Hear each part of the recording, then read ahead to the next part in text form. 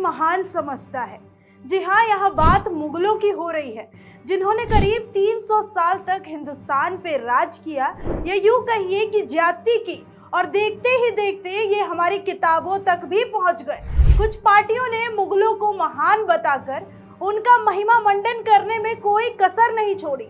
बाबर, हुमायूं, अकबर, जहांगीर, शाहजहां, औरंगजेब, पीढ़ी दर पीढ़ी इन्होंने हमारे देश में अपनी मनमानी की, संस्कृति को नष्ट कर उन्नति को भी रोक दिया। मुगलों ने दिया कुछ भी नहीं, बल्कि देश से छीन कर अपने ऐशो आराम का ख्याल रखा।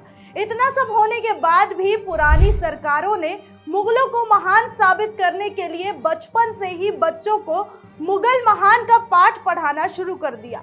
लेकिन अब और नहीं, सीएम योगी ने इससे ऐतराज जताते हुए मुगलों को मिटाने के लिए एक बड़ा कदम उठाया है।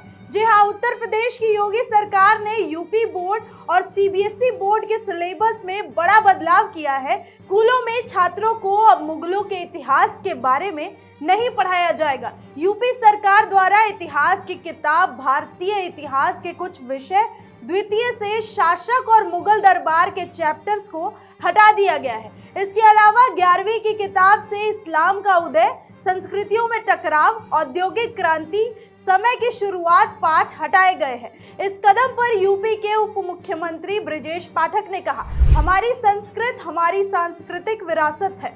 हम अपनी नई पीढ़ी का परिचय विरासत से कराना चाहते हैं। पुराने काल में लोगों को हमारी संस्कृति से वंचित किया जा रहा था, लोगों को बताया नहीं जा रहा था। हम लोगों को असली संस्कृति के बारे में बताएंगे। वहीं समाजवादी पार्टी की तरफ से इसका कड़ा विरोध किया गया है। कक्षा 12 के इतिहास की किताबों से अब हटाए गए विषयों के तहत छात्रों को अकबरनामा यानी अकबर के शासनकाल का आधिकारिक इतिहास और बादशाहनामा मुगल सम्राट शाहजहां का इतिहास शामिल है, और अब ये नहीं पढ़ाया जाएगा। बहरहाल मुगलों का चैप्टर क्लोज कर दिया है सीएम योगी ने। एक स्वर में कह दिया था कि मैं अकबर को बादशाह नहीं मान सकता, क्योंकि वह तुर्क है और वह वही रहेगा। और अगर हमारा सम्मान है, हमारे अंदर कुछ भी स्वाभिमान है,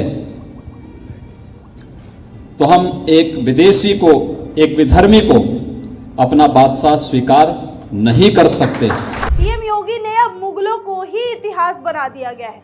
तो ये जो कदम है योगी सरकार का, इस पे आपका क्या कहना है? नीचे कमेंट सेक्शन में कमेंट करके बताइए और देखते रहिए नुक्कड़ न्यूज़। धन्यवाद।